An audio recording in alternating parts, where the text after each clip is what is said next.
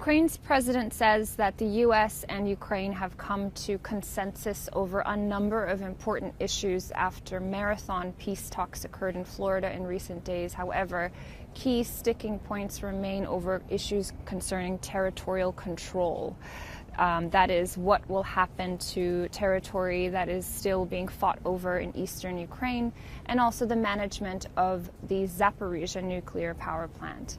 The U.S. will show Russia a 20-point draft proposal that it formulated with Ukraine, and there are plenty of points of agreement, such as security guarantees that Ukraine is seeking from the U.S., which will mirror NATO's Article 5, and also support for economic growth, investment, and reconstruction.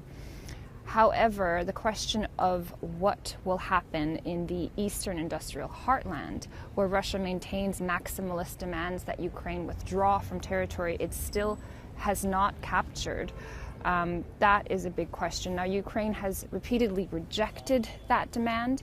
The U.S. is proposing a compromise in which this area becomes a free economic zone. Zelenskyy is saying that that is contingent on a referendum so that the Ukrainian people themselves determine their fate and determine what happens to that territory. Another issue is the management of the nuclear power plant in Zaporizhzhia. The U.S. is proposing a joint venture that would include the U.S., Ukraine, and Russia as equal partners. Ukraine does not want to do business with Russia, Zelenskyy said, and so he counter-proposed a joint venture that would be 50-50 between Ukraine and the U.S., with the U.S. free to distribute its share as it sees fit, presumably with Russia.